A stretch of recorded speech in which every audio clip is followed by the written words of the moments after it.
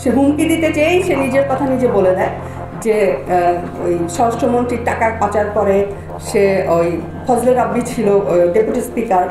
Model ও অভিনেত্রী রোমানা ইসলাম স্বর্ণা তার বিরুদ্ধে একটি নয় দুটি নয় ২৮টি বিয়ে করেছেন বলে শোনা যায়। শুধু তাই নয়, অর্থ আত্মসাৎ প্রতারণার সঙ্গেও জড়িত ছিলেন বলে এক সময় তার বিরুদ্ধে অভিযোগ উঠেছিল।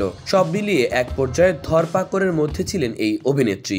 এবার এ সকল এলিগেশনের বিরুদ্ধে মুখ খুললেন রোমানা। চাইলে তদন্ত করে দেখতে পারেন, আমি যা যা বলছি সবকিছু তদন্ত আপনার, এবং জুয়েল যা যা বলেছিল। রাজধানীর সেগুনবাগিচায় এক সংবাদ সম্মেলনের আয়োজন করেন রোমানা। সেখানে তার বিরুদ্ধে আনা সকল অভিযোগ নিয়ে কথা বলেন তিনি। এখানে বলে রাখা ভালো, প্রতারণা ও অর্থ আত্মসাতের অভিযোগে ২০২১ সালে গ্রেপ্তার হয়েছিলেন রোমানা। এবার কারাভোগের প্রতিবাদী সংবাদ সম্মেলনের আয়োজন করেন এই মডেল অভিনেত্রী। জানালেন তাকে নাকি বিভিন্ন মিথ্যা অভিযোগে সুপরিকল্পিতভাবে ফাঁসানো হয়েছে। সে আবারও মিথ্যা মামলায় জড়াবে বা টর্চার করবে। এই নায়িকা জানান তাকে গ্রেপ্তারের পেছনে হাত ছিল তখনকার ডিবি প্রধান হারুনুর রশিদ, স্বরাষ্ট্রমন্ত্রী আসাদুজ্জামান খান কামাল ও ফজলে রাব্বির। এছাড়াও তার স্বামী কামরুল ইসলাম জুয়েল পুলিশের সহযোগিতায় কারাগারে পাঠিয়েছিলেন বলেও জানান। শুধু তাই নয়, মামলা সহ ২৮টি বিয়ের অপপ্রচারও চালিয়েছেন তার স্বামী জুয়েল।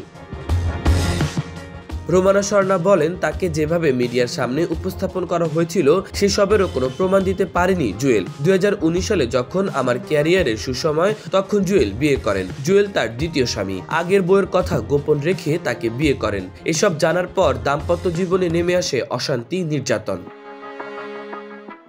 বিয়ের পর মায়ের বাসায় থাকতেন বলে জানান অভিনেত্রী। একবার তার প্রথম ঘরের সন্তানকে শুটিং থেকে অপহরণ করা হয়। আওয়ামী লীগ নেতাদের মাধ্যমে বিভিন্ন সময় হুমকি দিতেন। ২বার জুয়েলকে ডিভোর্স দিয়েছিলেন। শেষ পর্যন্ত তাকে ভিত্তিহীন মামলা দিয়ে হয়রানি করেন। ডিভোর্স তুলে নিলে মামলা তুলে নেবেন এমন শর্ত দেয়া হয়।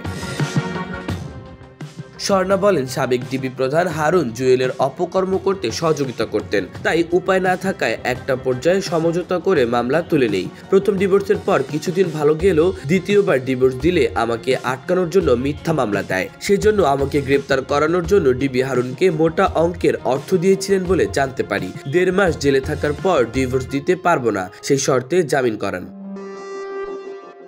রোমানা স্বর্ণা বলেন, পরিবারের কথা চিন্তা করে এই শর্তে রাজি হন তিনি। ডিভোর্স চলাকালীন ভয়ভীতি দেখিয়ে নতুন করে কাবিন ছাড়াই বাসায় এসে থাকতেন জুয়েল। তার সন্তান পরিবারকে মেরে ফেলারও হুমকি দিতেন। মাহবুবুর রহমান ইমন, খবর সংযোগ।